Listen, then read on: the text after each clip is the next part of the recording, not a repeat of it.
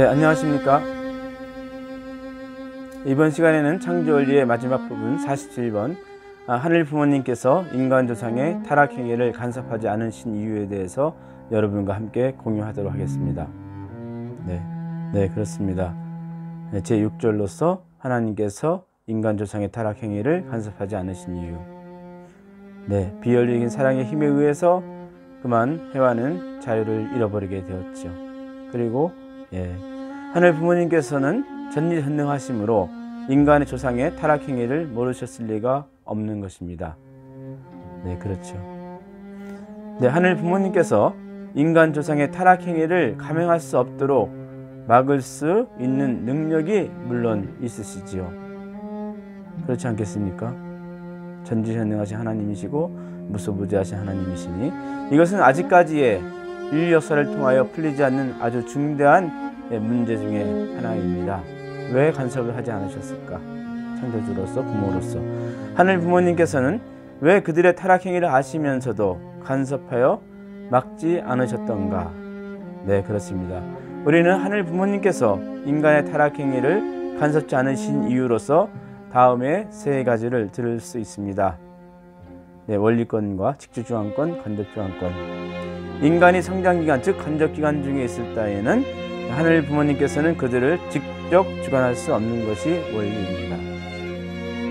그렇습니다. 하늘 부모님께서는 그들이 책임분담을 완성하시기를 바라셨지요.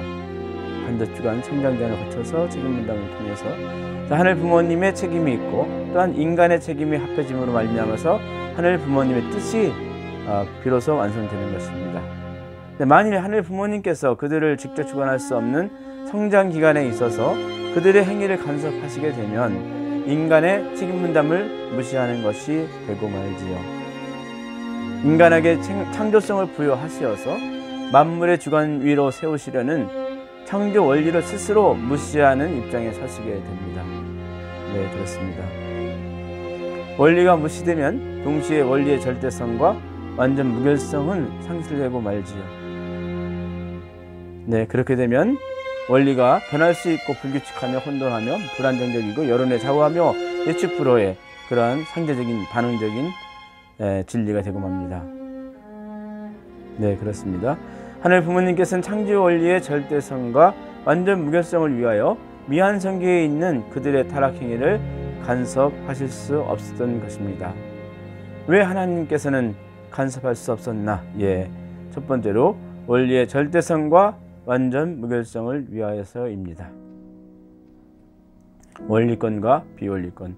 하늘 부모님께서는 스스로 창조하신 원리적인 존재와 그 행동만을 간섭하시기 때문에 탐욕이나 속임이나 간음이나 하늘 부모님께서는 오직 원리적인 행동만을 주관하시고 범죄 행위나 지옥과 같은 간음이나 살인, 자기가 창조하지 않으신 그런 비원리적인 존재의 행동은 간섭할 수가 없는 것입니다. 숨어있는 이 죄의 뿌리는 그 누구도 알 수 없는 것이어서 인간의 뿌리로서 참부을 오시는 메시아만이 해결할 수 있습니다.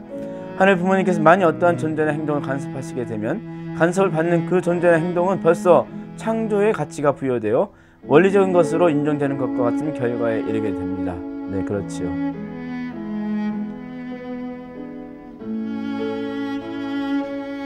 이러한 결과를 가져오게 되는 것은 어디까지나 사탄 때문이므로 그렇게 되면 사탄이 또 하나의 새로운 원리를 창조한 것이 되어서 그도 역시 창조주의 입장에 서게 되는 것이죠.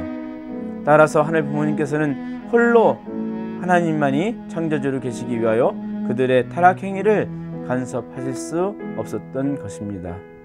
그렇습니다. 왜 하늘 부모님께서는 간섭하실 수 없었나? 두 번째로 하늘 부모님만이 창조주로 계시기 위하여서 그랬을 수밖에 없었던 것입니다. 하늘 부모님께서는 인간을 창조하시고 또한 만물을 주관하라고 하셨지요. 그렇습니다. 창세기 1장 28절의 내용이죠. 선대 축복의 내용이고 인간이 하늘 부모님의 말씀대로 만물을 주관하려면 만물과 동등한 입장에서는 그를 주관할 수 없게 되지요.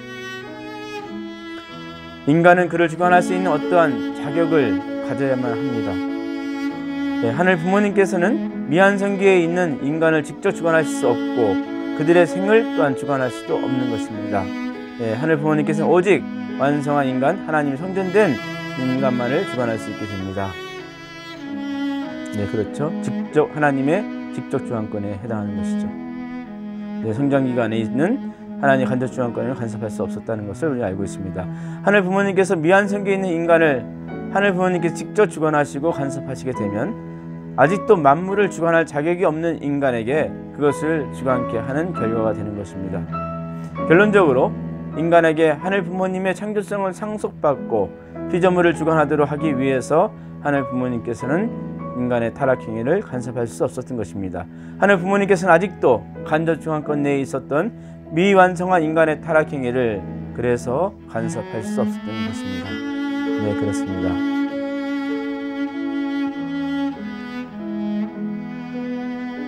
하나님의 창조성 상속케 하여서 만물의 주관 위에 세우시고자 했던 하나님의 뜻이 있었던 것이죠. 그러기 위해서는 인간의 자격을 얻어야 되고 책임을 완수해야 됐던 것이고 그 위에서 만물의 주관주로 쓸 수 있는 것이죠. 왜 하늘 부모님께서는 간섭할 수 없었나? 세 번째로 인간을 만물의 주관 위에 세우시게 하기 위하여서 간섭할 수 없었던 것입니다. 제6절 인간 조상의 타락 행위를 간섭하지 않으신 이유에 대해서 여러분과 함께 공유했습니다. 이로써 인간이 잘못되어서 하느님과 떨어진 그 결과를 타락의 결과를 맺어졌던 과정을 설명한 타락론에 대한 이야기를 여러분께 함께 공유했습니다. 감사합니다.